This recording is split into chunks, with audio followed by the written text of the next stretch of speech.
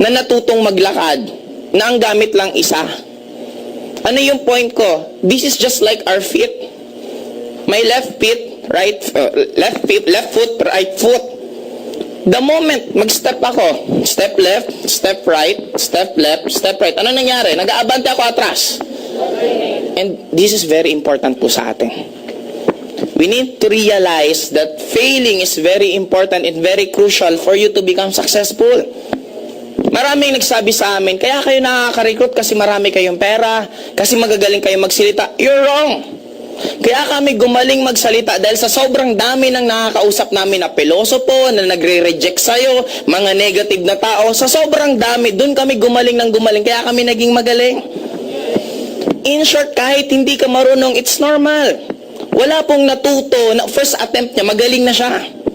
Lahat ng natuto, parang pagluluto yan. Paano ka magiging magaling na cook? Pag tumimpla ka at medyo matabang, anong susunod gagawin mo? Pwedeng dagdagan mo ng asin, dagdagan mo ng suka, hanggang makuha mo yung eksaktong formula. Pagdating ng oras, magiging magaling kang cook. Ibig sabihin, lahat magsisimula saan? Nasunugan ka, di ba? Nagluluto ka, nasunog yung niluto mo, okay lang yon. We need to love. Now may question po ako. If you want to become successful in your life, you need to be childlike. Anong childlike? Ugali ng isang bata. Pansinin nyo pag may infant sa bahay ninyo. Infant, batang-bata pa. Gusto niyang kumain. Sabi niya gusto niyang maggatas. Anong gagawin niya? Iiyak. Palitan mo yung lampin. Anong gagawin niya? Ihele mo. Anong gagawin niya? Padidiin mo. Anong gagawin niya? Tatahan. Ibang senaryo. Basang-basa yung diaper ng bata. Gustong-gusto niyang palitan yung diaper niya. Anong gagawin niya? Iiyak. Pinakain siya, pinadede siya. Anong gagawin niya? Inihele siya. Anong gagawin? Palitan yung diaper. Anong gagawin? You see, yung bata hindi marunong magsalita pero lahat ng gusto niya nakukuha niya. Why? He doesn't quit hanggang hindi niya nakukuha yung mga bagay na gusto niya. The problem with us, habang lumalaki, ang daming nilalagay sa yung wall. Ang daming nilalagay sa yung obstacle.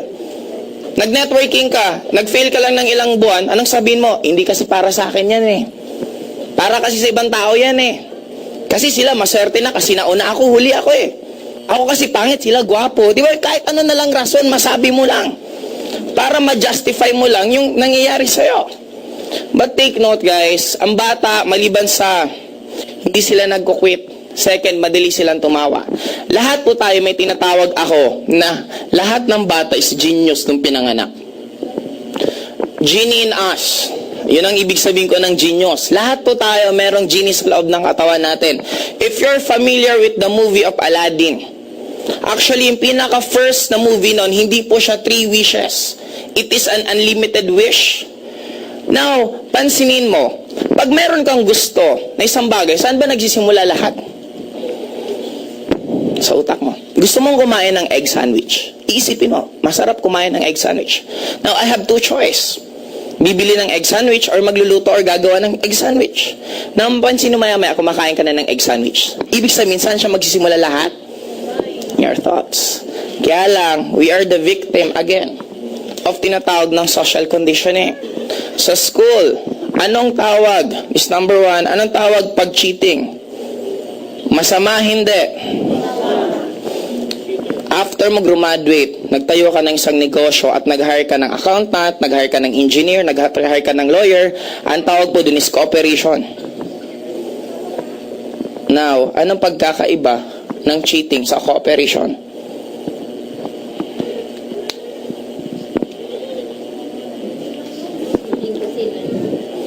Cheating kasi nangopya, alam mo, may ako sa math, nangopya ako sa classmate ko magaling sa math, di ba cheating yon? Oh, wala akong alam sa accounting, nag-hire ako ng accountant, siya yung gumawa, di ba cooperation yon? Di ba pareho din yon? Now, bakit kailangan i-separate yung mga galing ng kada isa para lalong hindi ka maging magaling? Kasi ang pinakamabilis na way of progress ng learning is magsama-sama kayo. Pag naghiwa-hiwalay kayo at magbibis ka lang sa sarili mong galing, walang mangyari. Itong building na to, nagawa ba to dahil sa isang valedictorian? Dahil sa isang cum laude? No. Nagawa tong building na to dahil sa architect, dahil sa engineer, dahil sa electrician, dahil sa laborer. Ibig sabihin, iba't ibang tao ang nag-combine bago mabuo to. But anong ginagawa dito? Dapat mag-isa ka lang. Magaling ka sa science, magaling ka sa Filipino, magaling ka sa English. Hindi mo kayang i-memorize yun. Bakit nga? May teacher ba na siya ang teacher sa lahat ng subject?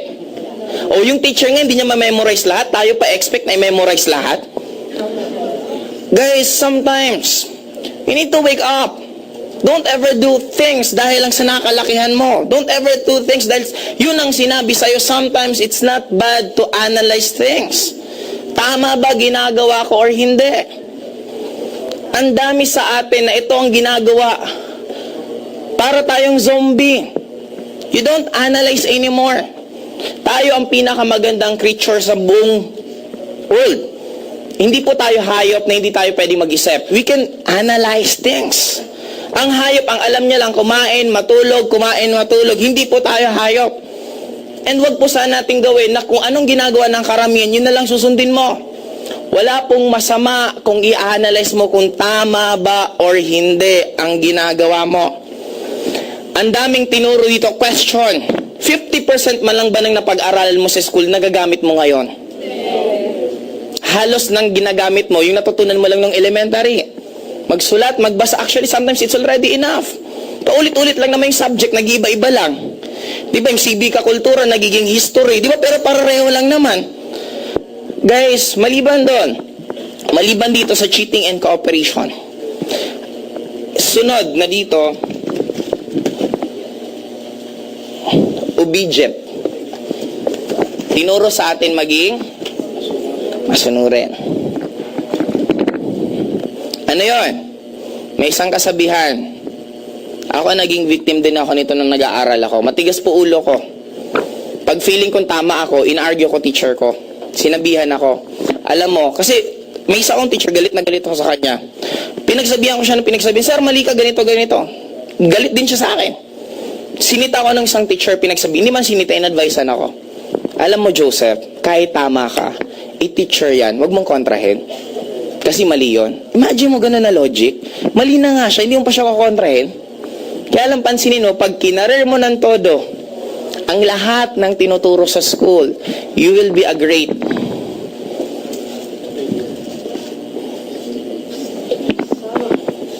Pansinin mo, lahat ng ginagawa sa school, after you graduate, ginagawa sa trabaho mo. Almost 8 hours a day ang trabaho sa school, ganun din ang trabaho. Bawal mong kontrahin ng boss mo kasi pag kinontra mo, masama ka. Ganon din dito, bawal mo kontrahin ng teacher. Hindi mo na dapat pag-aralan pa yung ibang bagay kasi pag pinag-aralan mo yung ibang bagay, baka matuto ka, guyahin mo yung negosyo niya. Kaya di ba may separation sa job? May iba kang gagawin na hindi mo alam yung ibang gagawin, hindi rin nila ibang gagawin. Para hindi ka magkaroon ng conclusion na automatic, pwede mo palang gayahin yung ginagawa niya. Automatic, pwede ka rin pala magtayo ng ganong klaseng negosyo. Kaya lang sadya siyang sinosuppress. Bakit? Para you're so busy. May tanong lang po ako. Sabi ko nga po sa inyo, oy, dumi. Ano yun? Meron pa ba? Ano yun, itim? Meron pa? Uy, pahingin naman ng tissue. Ayan, isipin nyo na lang ako si Nora Honor, lumipat lang dito. Okay. Ngayon, nawala tuloy ako. Yun. May dalawang klaseng alipin noon. Ayun, thank you po, sir. Hindi nyo pa naman to okay. Malay mo siningahan eh. Anyway. Anyway, ganito guys. May dalawang klaseng alipin before. Alipin sa gigilid, aliping namamahay. May question po ako sa bawat isa.